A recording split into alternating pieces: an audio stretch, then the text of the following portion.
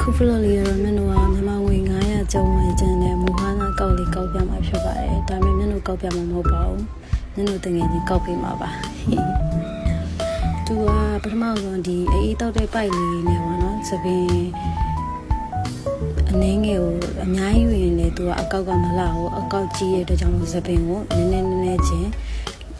လို့အခုပေါ့ဗီဒီယိုထဲမှာပြရတဲ့အတိုင်းပေါ့နော်လေးဝါပြီးသွားရင်ပိုက်ကိုတစ်ဖက်တစ်ချက်စီပြရတဲ့အတိုင်းပြန်ခောက်ပြီးတော့မှတရေပင်လေးနဲ့စီးပေးရမှာပေါ့နော်ဒီလိုထဝက်ပဲချိုးလိုက်တဲ့အခါထဝက်ပဲချိုးပြီးတော့တရေပင်နဲ့စီးလိုက်လို့ရှိရင်ကြတော့ဒီသူကိုလိန်ထားတဲ့သပင်တွေကအရှိကိုပြီးသွားပြီးတော့အကောက်ကတော့အရန်လို့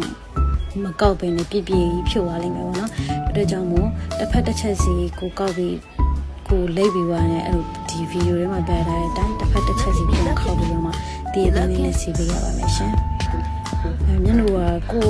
ကောက်နေရတော့လွယ်တယ်ဒါပေမဲ့ကိုကမကောက်တဲ့အတွက်ကြောင့်မို့တငယ်ချင်းကောက်ပေးတာ哦အေးစေးလေး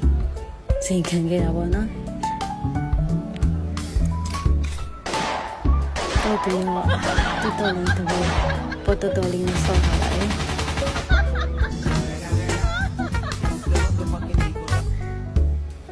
မင်းတို့အဲ့ဒါကောက်ပြီးတညအိတ်လိုက်တယ်ပေါ့နော်ည9နာရီဝန်းကျင်ကကောက်ပြီးတော့မနက်10နာရီမှာမင်းတို့အိတ်ရထားပါတယ်မင်းတို့ကတညကောက်ပြီးအိတ်လိုက်တယ်ဒါပေမဲ့စိုးရတာတစ်ချက်ကမင်းတို့မနက်ခင်အိတ်ရတော့ပြီးရေချိုးတော့ဒီစပင်းကိုရေမဆူအောင်လို့တိချာယူဆိုင်ပြီးချိုးပေးမယ်ဒီအရှိ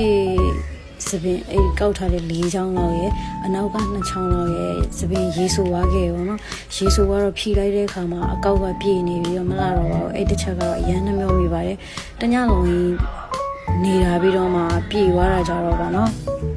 အရန်နှမျောပြီးပါတယ်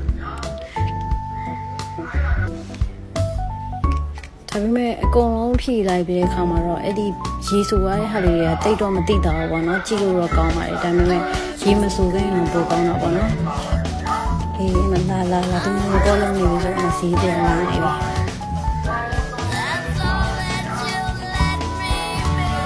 အဲ့လိုတခုပြောကြတာမကောက်ခင်မှာသပင်ကိုရေလေးနဲ့ဆုပ်ပြီးမှကောက်ပြပါနော်အဲ့ဒါမှအကောက်ကပိုပြီးတော့လာတာပါရေသွမအုံးစီလေးလဲမိသွားမှကောက်ပြပါ